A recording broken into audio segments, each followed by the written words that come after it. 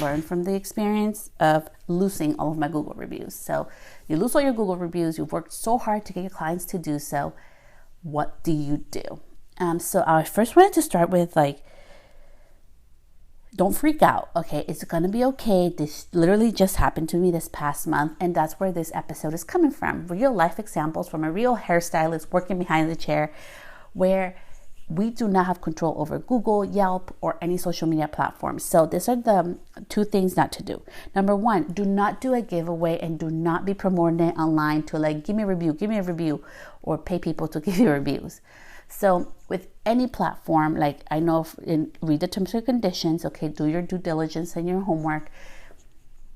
If you promote it or if you give them something in return for a review and they find out, they will remove all your reviews. So that can happen. So don't go be doing giveaways. And if you do this, I'm not here to come at you. I'm just sharing why I wouldn't do it. So let's go back to I wouldn't do a giveaway for reviews because I don't want to be taking it down. Okay, I don't want to go through all that work just for that shit. So yeah, that's what the thing I would not do.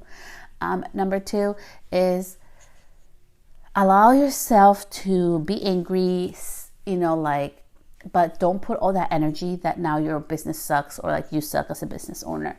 It will happen. So I was really upset because some of those reviews were back from 2018, and it was in the beginning of my career. So it has more emotional, sentimental value. But I did go ahead and I appealed it, and you can appeal. But Google says, they don't have to give you back your reviews. Even if they revoke your verify or they want to cancel your Google My Business account and then they reinstate it, they can remove every single review anybody has ever written about you. So, and they can take down reviews just because they want to. I asked them why, they won't even tell me why. So that's how much power they have over it. So that's the reality of it, okay? It happened to me. So now what do you do next, okay? So number one, before this stuff happens, okay, thank God I have another platform that have over 30 reviews on there that I own. So nobody can go freaking flag me or try to be a hater or do none of that stuff. I control that platform, which is my booking site. And all those reviews are legitimate from paying clients, and they're, I have them on there. So I am not worried because I still have my platform. It comes up when people research my name. So I'm really not tripping about that. Number two, screenshot your Google reviews. Although they took it down, I'm going to see what happens. I don't know. They may flag me and take me down again. But I'm going to put up those screenshots of those reviews because it really made me angry, right? They did that because those are paying clients that took the time to do so and to leave those beautiful reviews. For them to just take it down without even an explanation. People can also report your site or your Google My Business, which really sucks. So just be very mindful. I know not everybody's out there to get you. Okay, it's not about that. But the reality is sometimes if people are that mean, they can do so. So don't be relying solely on that. Have a platform that you own that's outside of Google, that's outside of Yelp or social media or Wedding Wire, not all that stuff, that you actually can have a copy of those reviews that you have on there, okay? And post them, share them with pages everywhere. So number two, what has happened to my business? Honestly, my business has been growing because I don't rely solely on social media. I have been saying this back since I began in the beginning. If I would have had the limiting belief that I had to have hundreds of thousands of followers to work with brands and get paid to travel and be a paid educator, I wouldn't be where I'm at today. I wouldn't have worked with Pinterest. I wouldn't have had over 12 publishings organic that I have not paid a single cent for. None of that would have happened if I would have been in the limiting belief that I had to have hundreds of thousands of followers. And I really don't, and I know people get surprised because I've had my podcast for 6 years. Wow, why don't you grow it more? Why don't you put ads and all this stuff? Because I want to do it organically. I have done everything organically, and how am I going to be a leader, an example for other beauty pros if I can't do it organically myself, right? So that's where that comes from. So I really wanted to share with you that in regards to reviews, it's gonna make you feel sad and mad, and you can appeal it to try to get your reviews back, but Google doesn't have to give it back, okay? So what to do next? What I would do is take this as a learning lesson. So maybe next time to screenshot your reviews, next time to have reviews somewhere else, and so you can ask your most intimate clients that you have a really cool relationship with for reviews. I know so many of my clients, if I ask them, they'll do it for me because they're so amazing, right? And I don't have to give anything in return because they always tell me, no, you're not going to give me this, you're not going to give me that. I'm just going to do it because I want to. So I would do that. I would not do more than 1 review per day though. Just make sure you do that because they can flag it. It's happened to me with Google reviews before where some had I think it was 4 or 5 clients that did reviews for me that same exact day, and Google removed 4 of them. It was so annoying. So learn from my mistakes. Don't do that. Do 1 per day. And that's what I would do if that's really important to you. But people know you, and you'll get to a point where your reputation will stop being known and you don't have to worry so much about it. If people can see your work on Instagram or TikTok or wherever your clients hang out with, they'll be able to see that and, have your reviews somewhere else. So with me, my booking sites, it's on there. And I'm currently doing something where clients will be able to see reviews with just a click of a button of clients' past experience. So just get creative on different things. I think it's so important that we start with creativity. It really takes over. I'm not going to go in details of what I'm going to do because I don't know if it's going to work. It may be the worst horrible idea that I ever come up with and hurt me. I don't know. But if it works, I'll share it here on podcasts. But yeah, so just have somewhere where clients can really see your work, talk to you, and see what clients' past experience has been like. Don't solely rely on reviews and don't solely rely on social media. So with Google reviews, having a Google business listing, if all my reviews got taken away, which mine did, utilize pictures, right? So posting pictures, posting videos, because those don't lie, right? The power of a picture or a video can be very powerful. So don't get discouraged. You may be angry and sad, but there's other ways that you can grow your business. You don't solely need to rely on Google. And I think I'm the perfect example of that. My business has not been affected by this. So I'm still growing. I'm very busy. So I'm very happy. My clients come in. It's been amazing. So I'm not tripping about it, but you may be, because it may be new with this, or you want to start your Google review site or your Google My Business. Just be very mindful with that, man. Because if they want to take it away, they just take it away from you. So that has been my experience with that. I appealed it already. This is the 3rd time I've appealed it. And I don't think that they don't even tell me why. They're not going to give my reviews back. And people can flag your reviews. People can flag your account, which is really unfortunate. But just be very mindful with that.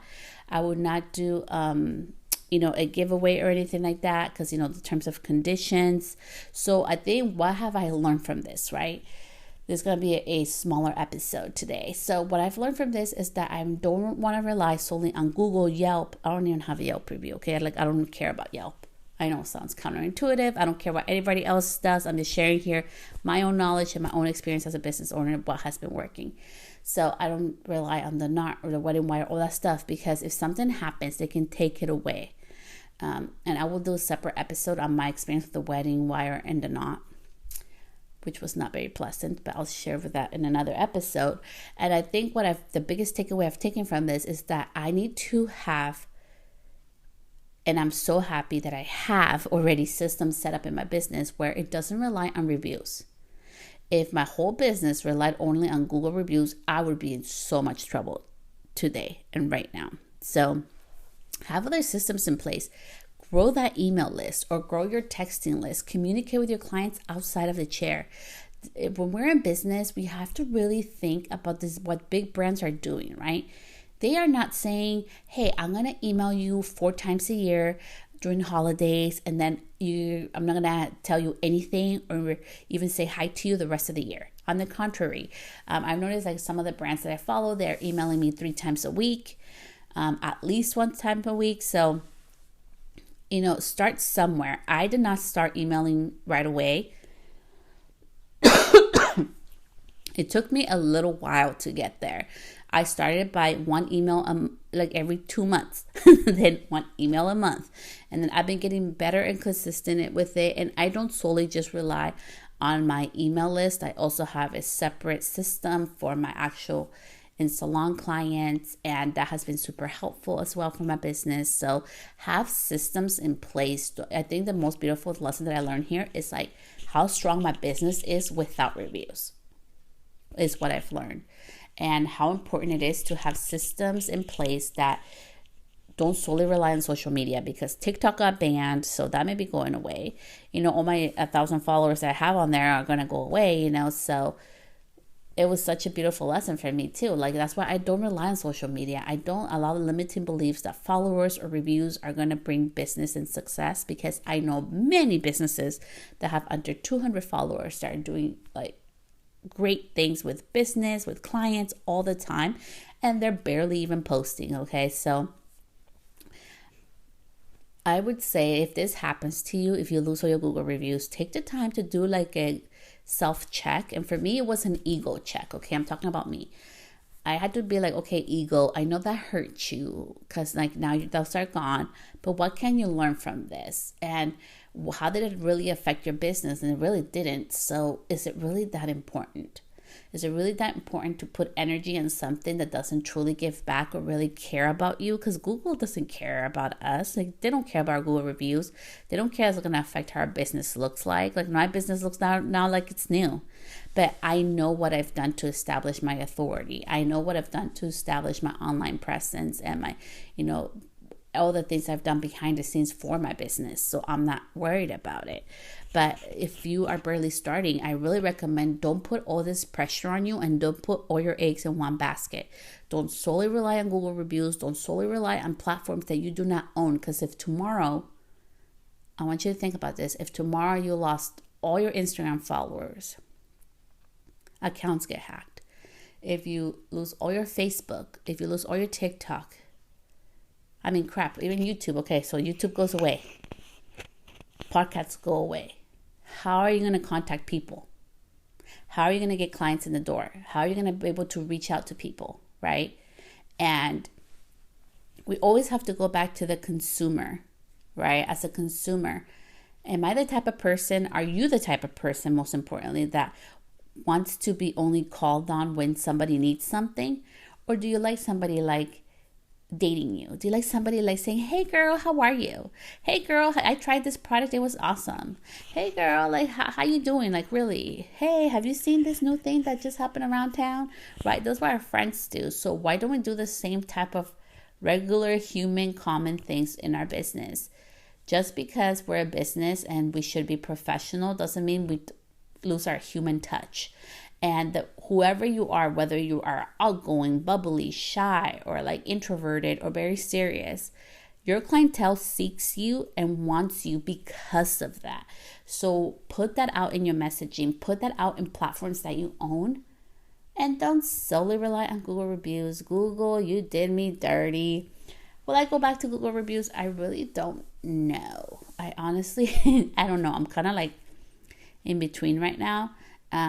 But it was just an awesome lesson for me, and I really don't care about Google reviews. Like, honestly, maybe it's my millennial background, and I'm not talking for all millennials. I'm just talking for me and my own upbringing, that I don't solely rely on like what people say.